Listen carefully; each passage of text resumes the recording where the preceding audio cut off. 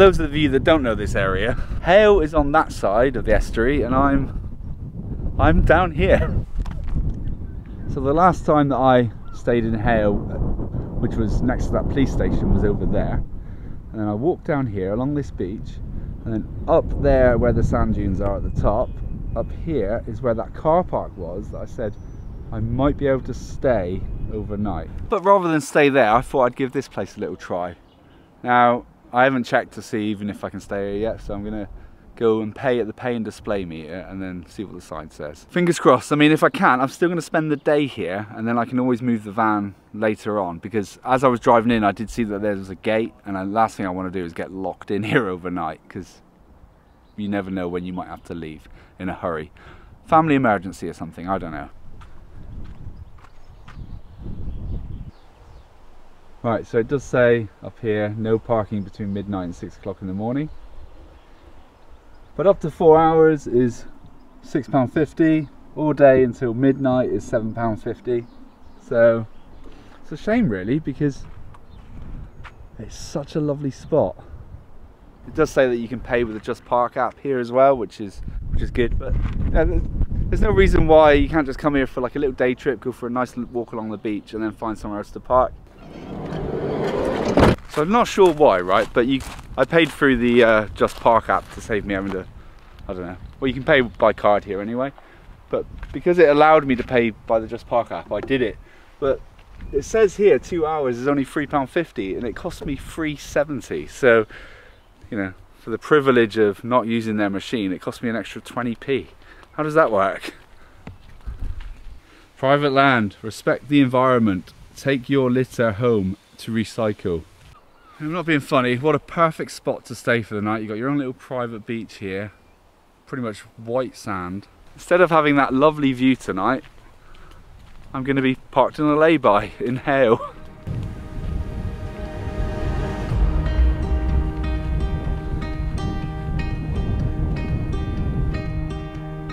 Five minutes down the path and look at this view.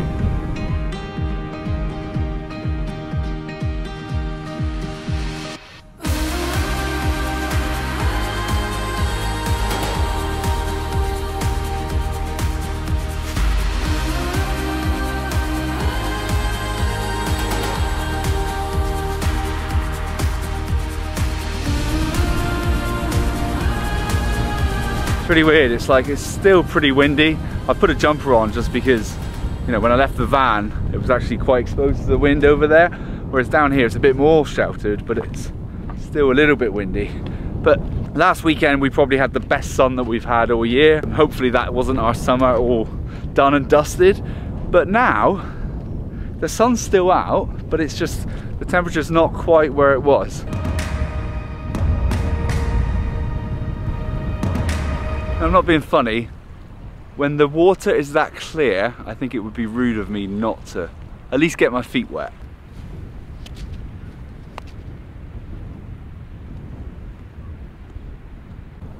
Hi Cloud. Feet your ball.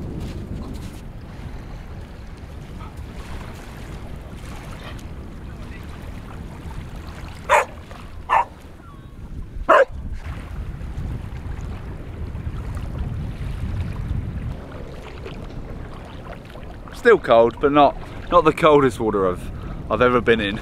I appreciate that not everybody lives in an area like Cornwall where you've got the beach right on your doorstep. But England is an island, we are surrounded by the sea, and I would encourage anybody, even if you've got a fear of the water or anything, just to once a month go for a walk and get your feet wet in the sea.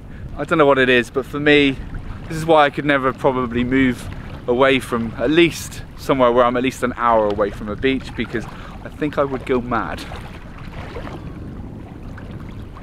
Whilst I've been wandering through this water that's progressively getting warmer, I think I may have worked out where I can stay tonight. And the park op's not necessarily going to be the best, but I'm pretty sure that you can park there after 6 o'clock without having to leave, and then I can probably stay there until about 9 o'clock in the morning.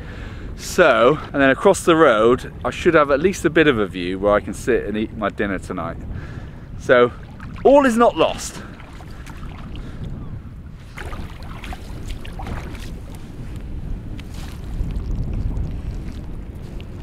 Nice.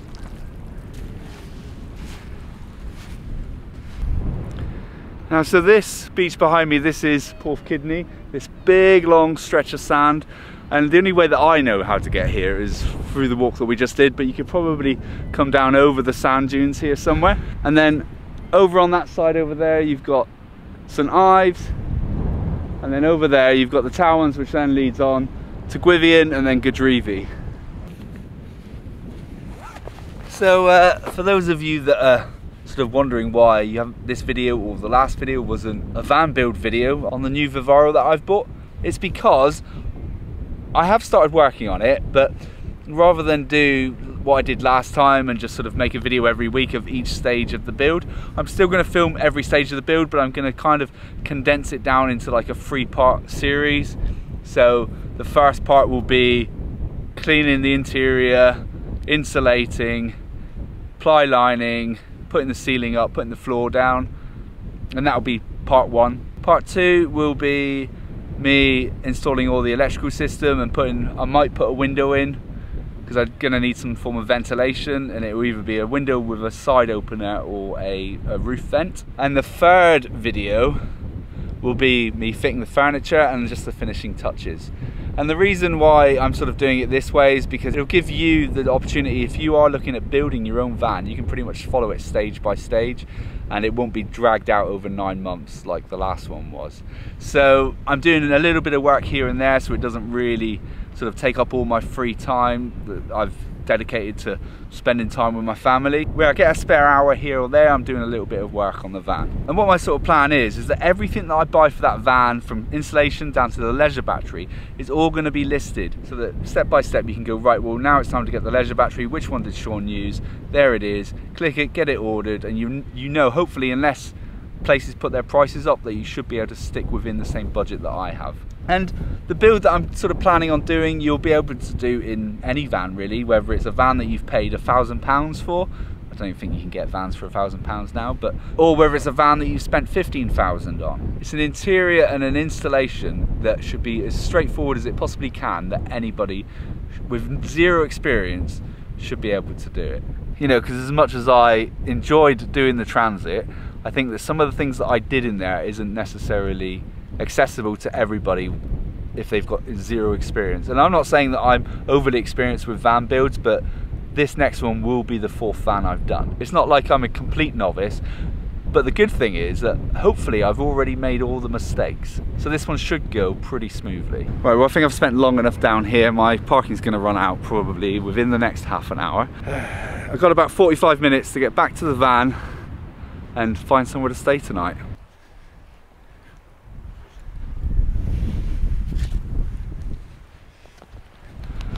Nearly forgot my flip-flops. Right, so what I'm thinking is I'm gonna drive up and just double check the signs on in that car park in Hale that I visited last time, that I said this might be a nice place to stay. See if there's any restrictions there. If there's not, I'm gonna stay there. If there are, then I'm just gonna literally drive into Hale, park at the side of the road where you can park after 6 o'clock until 9 o'clock in the morning.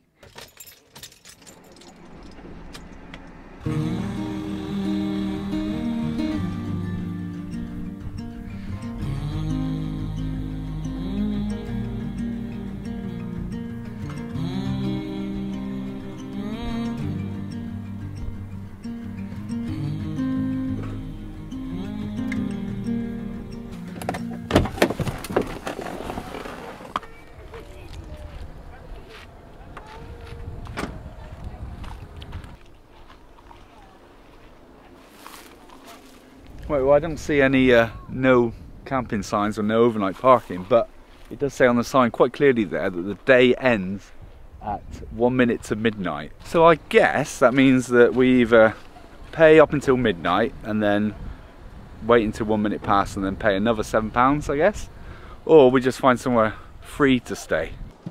So let's go park somewhere else. I mean, it's not I'm not being tight, right? But the way I see it is, I could quite easily fall asleep at midnight and forget to pay. So that's why we're not going to stay here. But if you're the sort of person that's going to be up past midnight, then, you know, it's quite a nice view here. There's a few houses along here. I don't really want to park outside someone's house, so. But, you know, beggars can't be choosers. So Monday to Saturday, 9 AM to 5 PM, 1 hour, no return within 2 hours. But it is now 6:30, so I think we'll be alright. As you can hear, this road does get pretty busy, so it might be a little bit noisy for me here tonight, but I'm going to stay here. But to get into the back, I'm going to climb through, just because I need to sort of keep a bit of a low profile. I just feel a bit near because I'm outside somebody's house. Ta-da! So here's my plan for this evening. I'm going to cook my dinner in the van, and then I'm going to take it across the road, past all the traffic, and there's some benches out there overlooking sort of like the quay, I guess it's called. At least I get a bit of a view for when I eat. Not as picturesque as last week, but now for dinner tonight I am going to be cooking these maple flavoured pork belly slices. Yum. I'm going to put it into a flat bun, which is kind of like a flatbread but folded over, with some couscous and some hummus. Because I don't know why, but I just felt like, I don't know, it's kind of summery today, and I think I might have actually caught the sun today while I was out there. Yep. Beautiful. So I'm going to cook these in the air fryer.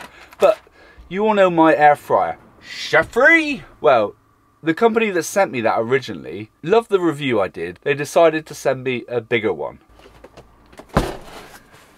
And this one is the Chef-free AFW01. So I've not even opened the box yet, so I don't really know anything about it. So let's get it open and see what she's like. Are you ready? The big unveiling. La la la la. Ooh. So one of the sort of main differences between this one and the last one is it does actually have a display window. So, oh look, it's got like a little grate to put your food on. I guess that's to stop it from getting too fatty. Yeah, so there's a little display window just down here, so that when it's on, you can actually check to see how far along your food is without actually having to keep opening the door. Another good thing about this as well is it looks like it's got somewhere where you can actually just wrap your wire up when you're done. I mean, I've done a terrible job at that, but that is quite handy, because when you've got a cupboard full of kettles, air fryers and things like that, you end up with just loads of wires and plugs everywhere. So that being a little bit tidier is going to make the world of difference. Let's get this puppy plugged in. The controls look very, very similar to the last one. You've got air fry, bake, air roast, ooh, grill on this one, which you didn't have on the last one, preheat and dehydrate. And that tray is actually quite big, so I'm kind of glad that I got these pork bellies, because they're just going to fit in there perfectly, aren't they? So this is a family pack, but I am going to just cook all of them because, well, I think it would be rude not to. Now there are 5 of those, and I'd probably say you could probably fit at least another 2 in there. It does help if you read the instructions. So this, that I was like, well, maybe it's like something for the grill. It is for the grill, I guess, but it's a bread rack. So you put your bread in there like that. I'm guessing that it'll toast your bread for you. And an air fryer. I am going to be having a non-alcoholic cider this evening, which is Old Mount cider, pineapple and raspberry, 0%. I mean, to be honest, it does smell pretty ready. And it does look pretty ready as well, so I might just check on it. Whoa, look at that! I'm just going to cut it up into like little bite-sized bits.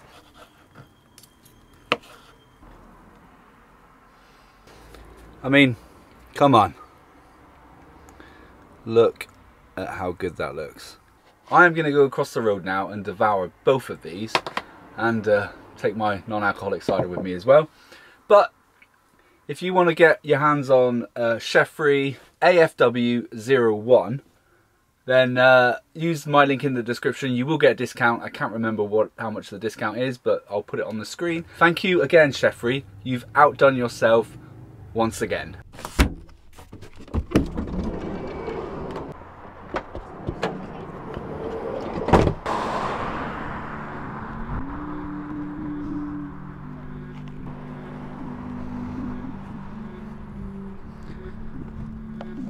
Just realised I didn't bring anything to wipe my hands up, and I've a funny feeling that this is going to be very messy.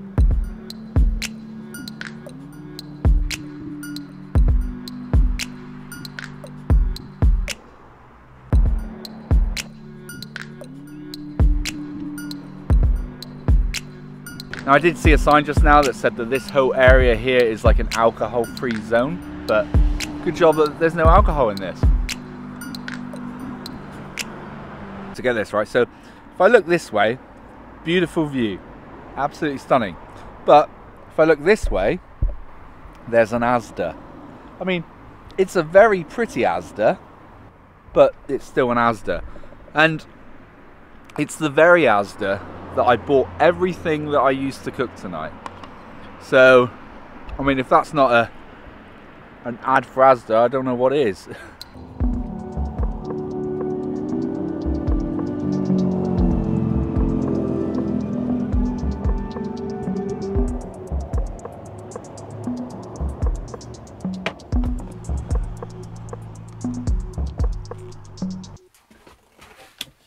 So here's the thing as well, right?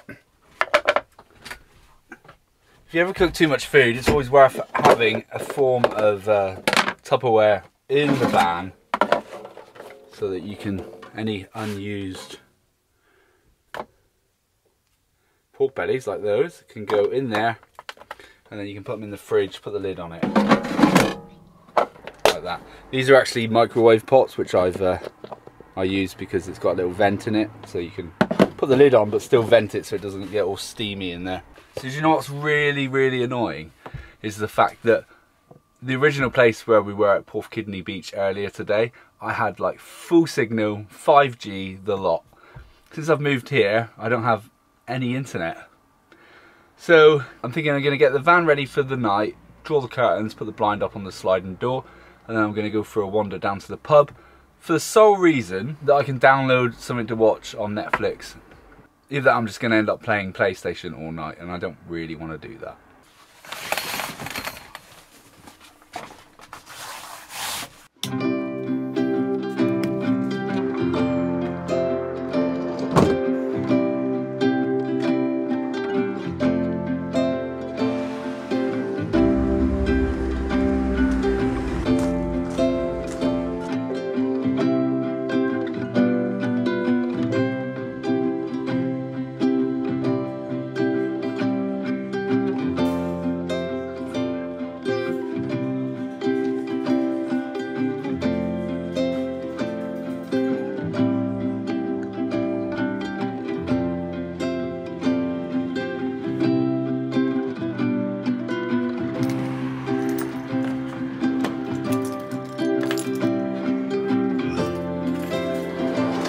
You've got to be a little bit discreet when getting in your van when you're parked outside someone's house. And it's not because I'm afraid of them coming down and knocking on the door and telling me to do one, because they can't do that because this is a public road. But it's the fact that I don't want people to feel uncomfortable that there's someone sleeping in their van outside their house. I wouldn't like it personally. So if I'm careful and I don't raise alarm that I'm staying here and I keep myself to myself and keep the noise down and keep quiet, then hopefully nobody's going to be worried. And then by 9 o'clock tomorrow morning I'll be gone anyway. So I think it's very important that if you are going to do this, to not raise alarm, keep yourself to yourself, keep your noise down, and hope that your actions don't affect anybody else. Do you all remember, I don't even know how long ago it was, a few months ago, I told you all about this this light that I got. It wasn't an advertisement, but I did link it below in the description, and loads of you bought them. And the way that Amazon works, if I link one of their products, anytime that you buy it, it doesn't cost you any extra money, but they pay me a percentage or like a small commission for each one that's sold. And because of that, I actually made a bit of money from people buying these. So here's what I want to do. I'm going to pick a random comment from the last video, which for me was I had to buy another van. For you, that would have been 2 videos ago, but I'm going to pick a random comment from there, and whoever I pick, you will get a £25 voucher for Amazon. These are the rules. I randomly pick a name. It's a £25 voucher. You've got until Tuesday at 9 AM to email me. That gives you 48 hours from when this video originally goes live. If I don't hear from you by 9 AM on Tuesday, then next week I will do the same again. I'll pick another random comment, but it will be a rollover. So essentially it will be £50. And I'm gonna keep doing that until somebody claims it. Well, or until my money that I made from Amazon runs out. Okay, so just to keep it completely random, I'm just gonna, and they're not in any order. Boom. Fiona T 5698. Would it be better to keep the Vauxhall and get rid of the Ford if it's a better car? 48 hours from when this video has gone live, so Tuesday at 9 AM. As I said, if it goes past that time, then it will roll over to next week. So as you may have noticed, I downloaded Groundhog Day for watching tonight, but I've downloaded it on my phone, and I'm pretty sure that the TV doesn't actually allow me to like mirror. So I'm not really sure how I'm gonna get that up to the TV, but after about an hour of trying to pair my phone to my TV, it's an iPhone, it's an Android TV, so that's probably why the Bluetooth doesn't work, I don't know. But I managed to get some internet, so now I can actually watch Groundhog Day on the TV. I mean, to be fair, I would have settled for anything. It didn't have to be Groundhog Day, but I kind of had it set in my mind I was going to watch that tonight. So I'm going to go to bed, and I'll see you in the morning. Good night. Oh, look out. Here comes oh boy. Front coming our way. Look out.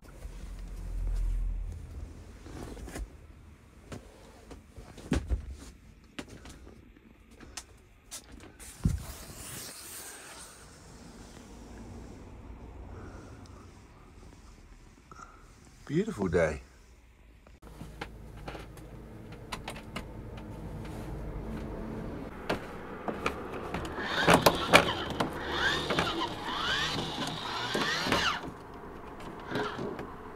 Good morning. Pleasant sleep here. I mean it sounds noisy at the moment. There is a lot of traffic going by, but it is 20 past 8 in the morning, so a lot of people are probably going to work. But from about midnight until 6 o'clock in the morning, pretty much didn't hear anything. So this road actually got pretty quiet. So I'm not going to hang around this morning. I'm going to head home because I'm on daddy daycare today. So I'm going to head home and see my son. Again, as always, thank you to everyone that's bought me a beer through the link in the description. And also thank you to everyone that supported me on Patreon as well. You're all absolute legends. And I'll see you next week.